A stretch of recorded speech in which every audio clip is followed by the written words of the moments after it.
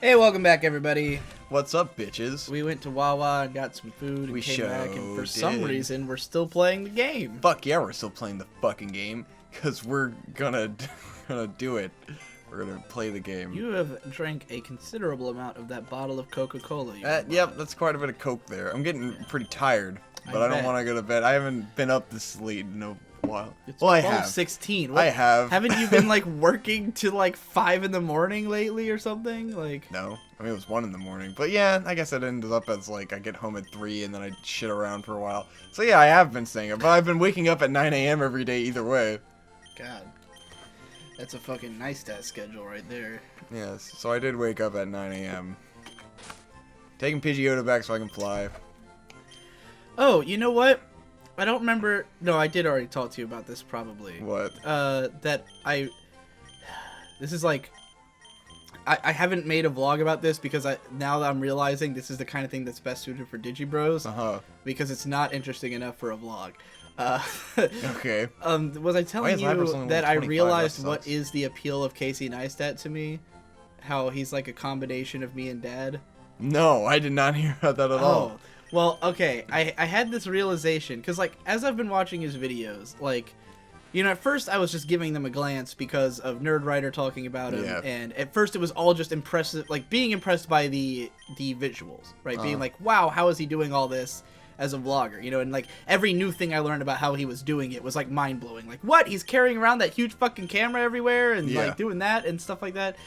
But then, you know, at some point I decided to start watching the vlogs. That's when I started realizing that he's super relatable to me.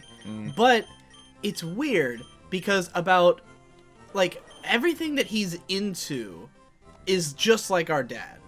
He's huge into skateboarding, huge into running, you know, runs like 10 miles every fucking morning. Yeah. You know, does like, you know, he just does lots of running, does lots of skateboarding, does lots of physical activity, you know, works out, loves anytime someone comes around with something physical to do, he's into it, you know? Yeah. That's our dad. Our dad runs a lot, bikes a lot, skateboards, loves all that strength? shit. Where do you get strength? I think I have strength. You should. I think Munchie got it for me. That's what I needed to do in my other game. Could you just go into your bag and find it? Yeah. Well, I was just thinking about it. And why'd you go to Pallet Town? What the fuck are you trying to do right now? I'm going to fight Blaine. Don't you come back to Pallet Town after fighting Blaine through surfing up here? You can. Or you can be a fucking game-breaking badass and do it the other way. Can you? Yes, you can. Huh. I did that last time because I forgot to get strength. So I just skipped over the ice cave because I didn't want to fucking... I kind of sealed and then I dipped out and then I was like, fuck finding strength. I'm just gonna go fucking surf around. I don't think I've ever attempted this sequence break before. It's quite dank. Anyways, so what we were saying, yeah, Casey Neistat, his interests are just like our dad. Super physical. His personality is a lot like our dad too, in that he's all about, like, you know, making money for his family and stuff. Like, everything that matters to him is, like, you know, providing a life for his kids and wife and all that, you know. Very, very positive person. Very, like, all about, like, having good, positive energy and shit like that. That's all just like our dad. Our dad's very optimistic, very nice, happy guy, you know. But also doesn't take shit from haters and stuff like that. You know? Willing to get into a fight. He's sort of old school masculine, you know. Like our dad, even though he's mostly a really nice guy, if he has to be a man, he can be a man. You know, like a guy who's gonna, you know, if you talk shit about his wife, he's gonna punch you in the face, like that kind of thing. You know, Casey's also like that. So all that stuff reminds me of Dad.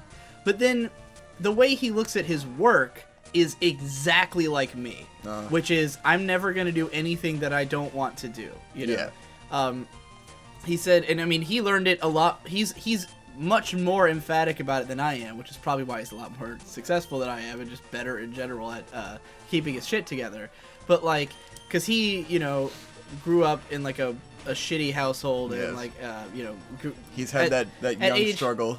Right, at age 17, he had a kid. He was super broke. He dropped out of high school, you know. And then, like, he said that he was saying that, you know, the best motivator is to get a shitty job. He was like, if you ever want, like, to have motivation to work on your art, get a shitty job. Another reason why I was trying to work at Target is because I know what I won't like it, you know. Right. Well, he was like, because if you get a That'll just shitty make me job, then pissed. it really makes you decide that you're going to do anything in your power to get out of that shitty job. Yes. You know? Which is how my approach to Target. I got the job so I could lose the job. You know, and he just has that mentality of like it's all about just doing what I want and you know succeeding on my own terms, and it's everything I preach. You know, so like basically in between those two, what finally clicked with me is that he bridges the gap between me and Dad. Yeah. Because he's right in between our ages. He's 35. You know, I'm 25. Our dad is close to 50. So he's like right in between us, and he's got a lot of aspects of Dad's generation where he didn't grow up with technology being everywhere. But by the time he was like 20, the internet was a thing, you know, and he was learning how to use computers because he was trying to do film work. So like he still has that like I grew up broke on the, you know, like hanging out on the streets, so I do physical stuff, you know. That's why like the reason our dad is so into physical activity is that when he was in high school they had nothing. You know, our dad's family was super poor, so he would just like go outside. He was never in the house. He was like, we had no reason to ever be at home because there's nothing to do at home, so we were always outside. When I say we, I mean him and his brothers. Like this is how he would explain it. So he was always outdoors and shit, and that's why he's such a physical guy. Whereas we grew up with stuff in the house, and we thought the outside was scary, and we never wanted to go too far from the house. Lame. And we just like always sat indoors and played video games, you know. But then with Neistat, he also does, because he, you know, was fairly young when the internet came out, and he's an artist. He understands the internet and he understands art, which is more my realm. So, like, I really feel like the generational gap between my dad and me, I can completely understand it through Casey Neistat. He is, if you put me and Dad in a blender and then took the face of a gargoyle and put it on whatever the combination is, you'd get him. Do you agree that he looks like a gargoyle? Yes. He has the face. He looks like a gargoyle or an Oni cartoon character. The way his mouth goes like. Bleh. And I don't mean that as an insult. I think he looks cool. He's a cool looking dude. I think he looks really cool. He's a weird looking dude. But he definitely looks like a gargoyle. That's a gargoyle. Shade can't stand the way he looks. Shade's like, he looks fucking weird, man. I can't look at him. He's a weird looking dude. Ain't no problem with that. I don't know. Like, I find him like, because one of the funny things, this is a huge part of why I decided to start trying to lose weight, is actually because of his vlogs, specifically because of the slow realization I had that he hangs out with lots of vloggers, like big famous YouTubers, right? He'll have them in his videos all the time. All of them are fit. Yeah, they're usually good-looking dudes. The dudes who are really famous and shit are usually good-looking dudes. But the thing is that a lot of them don't seem like they're just straight up good looking. Yes. They're in good shape. They take good care of themselves. They clean up well, you know, like, because at first I was thinking that I was like, man, they're all like beautiful. Like everyone who's a famous YouTuber is beautiful. But then I looked at them and I was like, well, most of them have kind of like weird faces. Yeah. They're not like conventionally handsome, rugged guys. They're just in good shape. They look, you know, they're attractive. Like, and Casey Neistat himself is, you know, he's not fucking like handsome. His face is fucking weird, but he's good looking. Yeah. Because he's fucking fit. And he has an attractive attitude because he's so confident. Yeah, they're all all the YouTubers are all like very confident and very fit. Yes. And like he'll go around with them, and like it's so funny to me because every like, you know, in half of his vlogs there'll be fans waiting for him somewhere, right? Yes. Like he'll have a bunch of fans who hang out outside his office or who meet him at like conventions and stuff. And it was particularly funny at VidCon because there's like one part where he does a montage of him like taking pictures with people. So it's like 30 in a row. You see people taking pictures with him. Every single one of his fans is less attractive than him. All the YouTubers walk around, like the YouTubers he walks around with, they look like Adonises walking around. Good Lord. With all of their fans just being normal people. Just completely normal, 5 out of 10s. Did you watch the new Jim Jeffries special? Walmart crowd? No. Oh man, you gotta watch the new Jim Jeffries special on Netflix. Yes. There's a whole speech he gives at the end about how he was like, he sits his son down, or he's writing a letter to his son to read in the future, because his son's like a baby.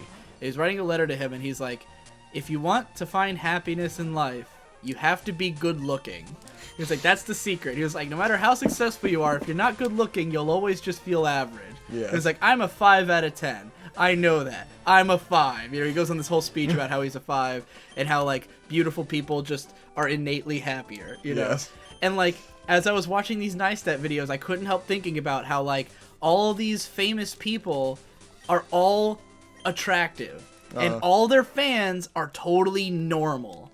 You know, like, you can tell without having to have them tell you who are the YouTubers and who are not when you see them walking around. You know, and I'm not just talking about normal YouTubers. These are all, like, super famous people. Yes. You know, like, when I say YouTuber, I'm not including myself in this. Yes. I am not this level of famous YouTuber. We're talking about people with millions and millions of subs.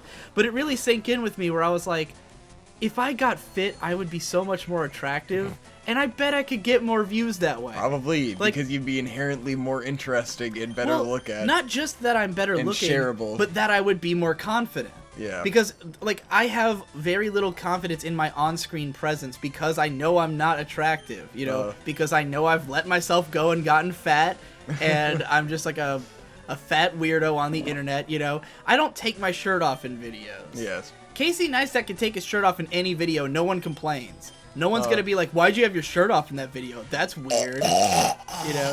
Whenever you show up with your shirt off, there's always a couple people who are like, why has he got his shirt off? And there's a bunch of people who are like, oh, so glad to see Victor shirtless, you know? Pew, pew, pew, pew. Better get your pool noodles! Oh, God. Because you look good with your shirt off. Yes. I don't. No one wants to see that. I don't want to see that, you know? Yeah. So, like, if I was good looking, I feel like it would just...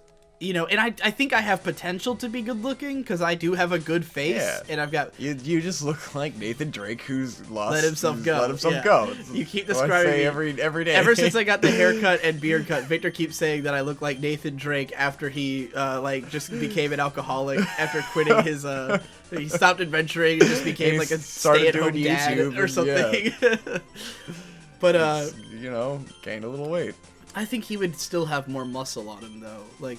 I don't think he would ever lose his muscle. He'd be more stocky. Yeah, but yeah, Can I like fight this guy? I think I have a pretty decent. Like I'll never be able to overcome my teeth, you know. But like Casey Neistat, that dude has a fucked up grill. Have you ever looked at his teeth? He's a weird. His teeth are bizarre. His face is different. Yeah. He has a really out there face, but he looks good. Yeah. You know? I mean, everyone who watches the videos is like, yeah, he's weird looking, but then they're like, but he's not ugly. Yeah. You know, he's just fucking get used weird. To it. You know, I think if I was like fit and like, you know, people would be like, wow, he looks, and I get compliments more and more. Like ever since I cut my hair and shaved my beard, I get way more compliments on my looks. Yes. You know. People keep saying, wow, I didn't realize how sexy Digi was. Or like, oh man, all you have this to do is look like a normal dude and like, you're sexy now. Right. Well, I mean, I think I do. I have a You look pretty good decently face. in the vlogs. So you get that angle. Right. Get that edge. Well, yeah, I always film from edge. I always film from a slightly up, like downward angle, so the that selfie angle. Yeah. Iconic angle. Yes. I've talked on here before about my the method for the perfect selfie, right? Iconic angles, dude. Oh, you DJ mean Khaled DJ nailed Khaled? it, dude. That's all you need to know. Iconic angles. Everyone knows how to take a good fucking selfie, Conrad. You were behind the times. No, because people like you would be amazed how many people ask like whenever Casey Neistat goes anywhere, everyone asks him how to take selfies. Like if he's at like a party or something with a bunch of old people, they're like, how do I do the selfie? Well, and he has to like show old. them. But the key to doing it, if I haven't clarified this before, is to stop recovering, you fucking Starmie. This is a nightmare. The key to taking a perfect selfie where you will look handsome is to imagine that you want to fuck whoever's looking at that picture. Make a face that says to the pretend that you want to sleep with the person, and then make a face that conveys that information, and you will always take a handsome selfie. Yeah. That's the only time my selfies ever look good is when I do that. You know, I don't usually use that kind of selfie as like an avatar or something. If you're looking at like, those are all pictures that other people took. I very rarely take pictures of myself. Yeah. But like, I learned that that's technique. What you think when you do your vlogs, because you want to fuck the audience. I don't do that in my fuck vlogs. Your whole audience, man. But you want to fuck them out of their money. You want to fuck them out of their time. Mostly their time. You want to fuck them in their asses. I learned that technique because of our friend Mike, who takes perfect selfies every time. He can shoot himself from... Mike's fucking comical selfies. Mike can shoot himself from any angle, and they're always perfect. It's fucking hilarious. It's amazing. Especially because it's Mike, and Right. like... But he never when gives I was off this attractive No, vibe, and then he Mike- takes a selfie, and Mike it's is like, where is that guy? right. Mike is our friend who is like super stoic and quiet. He has the deepest voice in the world, Awkward. and he's awkward as fuck.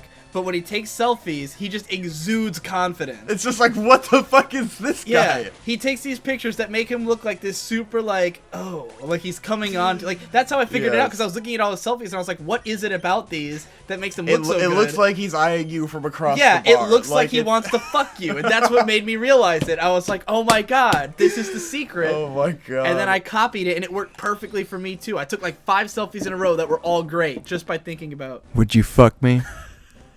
I'd fuck me. I'd fuck me hard. And we got a Blastoise! A Blastoise! He looks like he wants to fuck you without your consent. Oh, rape! Oh god, me and Hope have had some horrible rape memes lately. Which is just awful. Because, like, her mom had posted something on Facebook that's like, we interviewed these, like, rapists in prison and asked them for the things they look for, the qualities in a girl when they're looking for a target.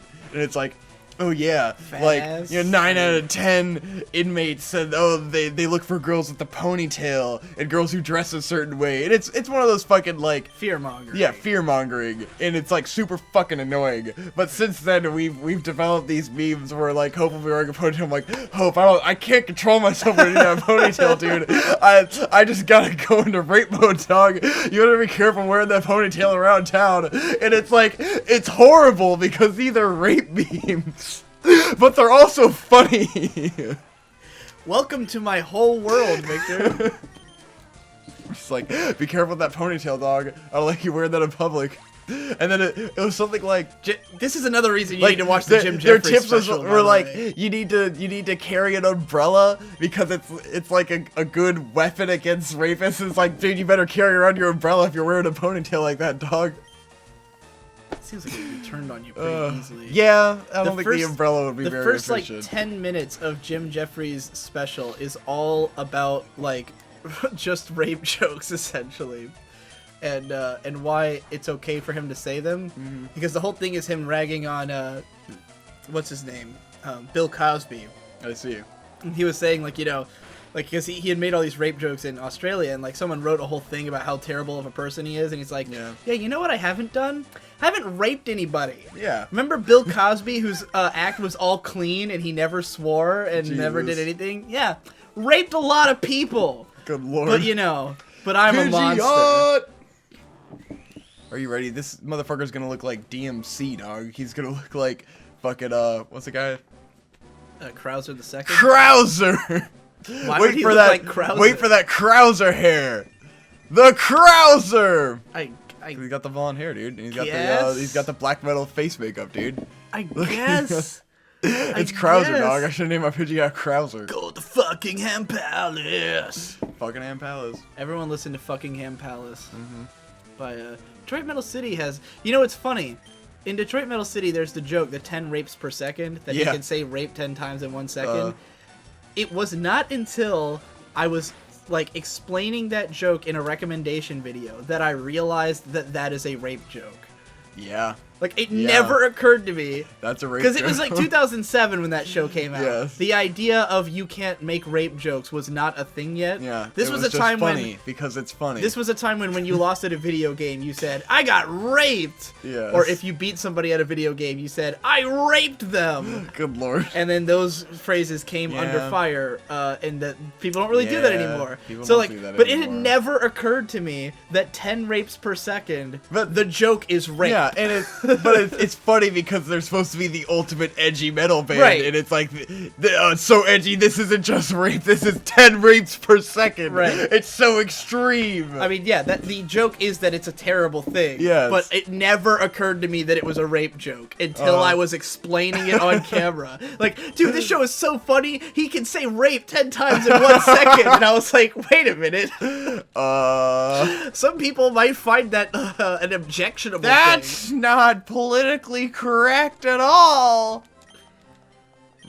Never mind that the show is also about him being a terrorist who killed his parents. And Yes. The greatest. Ore wa Jigoku no terrorist. Dude, wait. Is Kabutops ground in water? What type is he? He might be ground in water. What about Ammonite? Is No, he just water? Kabutops is not water. I thought Kabutops Ammonite's was water. I thought Kabuto and Kabutops were also water. Look them up. I want to know. Next time on Digi Bros, we will know things about We will Kabuto. know Kabutops.